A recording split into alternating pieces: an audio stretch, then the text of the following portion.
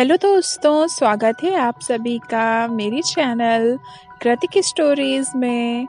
आज हम आपको बताने वाले हैं फागुन मास की कथा। फागुन मास का क्या महत्व है और इससे जुड़ी क्या है पौराणिक कथा। वीडियो को लास्ट तक जरूर देखिएगा। चलिए बताते हैं। इस बार फागुन का महीना 13 फरवरी 2025 से प्रारंभ होगा। धार्मिक शास्त्रों के अनुसार फागुन मास का बहुत महत्व कहा गया है। इस महीने कई धार्मिक व्रत और त्योहार पड़ते हैं। तो चलिए जानते हैं फागुन माह का महत्व और इससे जुड़ी कथा के बारे में। हिंदू पंचांग का अंतिम महीना फागुन मास होता है और इस महीने से धीरे धीरे गर्मी के दिन शुरू होने लगते हैं तथा ठंड कम होने लगती है। फागुन मास में महाशिवरात्रि और होली ये दो सबसे बड़े त्योहार पड़ते हैं जो कि बहुत ही धूमधाम से मनाए जाते हैं। हिंदू धर्म के अनुसार अनेक देवताओं में से एक चंद्र देवता है। चंद्र के देवता भगवान शिव हैं और शिव जी ने चंद्रमा को अपने सिर पर धारण कर रखा है। अतः पुराणों की माने चंद्रदेव की आराधना के लिए सबसे उपयुक्त समय है, क्योंकि यह चंद्रमा का जन्म माह माना जाता है। फागुन मास में भगवान श्री कृष्ण की आराधना का भी विशेष महत्व है। इस माह में विशेषकर भगवान श्री कृष्ण के 3 स्वरूपों की पूजा करना बहुत ही लाभकारी माना जाता है। इसमें श्री कृष्ण के बाल कृष्ण स्वरूप, युवा रूप के कृष्ण और गुरु कृष्ण की पूजा की जाती है। बाल कृष्ण रूप की पूजा संतान पाने के लिए, युवा स्वरूप कृष्ण का पूजन दाम्पत्य जीवन मधुर बनाने के लिए और गुरु रूप कृष्ण का पूजन मोक्ष और वैराग्य पाने के लिए ही फागुन के महीने में कृष्ण का पूजन अवश्य ही सभी को करना चाहिए। साथ ही श्री गणेश के पूजन का भी महत्व है।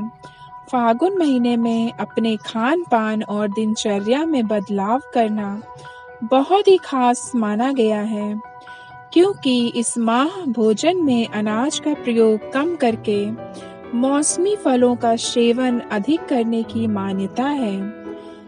फागुन मास की कथा के अनुसार सतयुग की बात है। उस समय एक बड़ा ही धर्मात्मा राजा का राज्य था।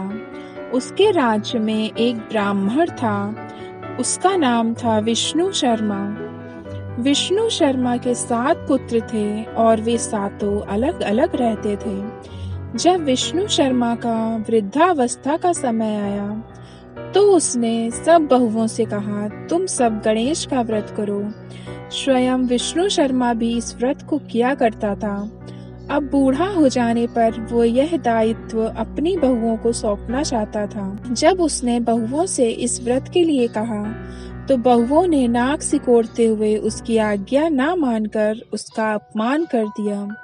अंत में छोटी बहू ने अपने ससुर की बात मान ली और पूजन के सामान की व्यवस्था करके ससुर के साथ व्रत किया तथा भोजन नहीं किया और ससुर को भोजन करा दिया। जब आधी रात बीती तो विष्णु शर्मा को उल्टी और दस्त लग गए। तब छोटी बहू ने मल मूत्र में भरे गंदे कपड़ों को साफ करके ससुर के शरीर को धोया और पोंछा।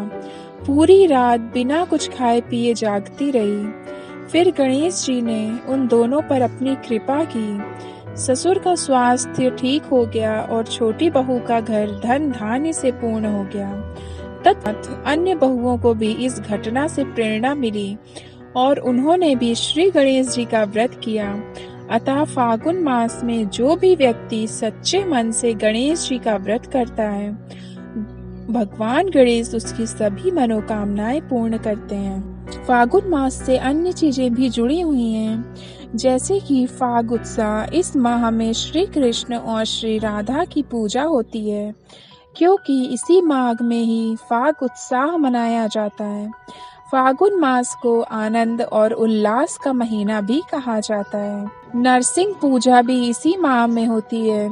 इस माह में श्री हरि विष्णु ने नरसिंह अवतार लेकर भक्त प्रहलाद की हिरण्यकश्यप से रक्षा की थी।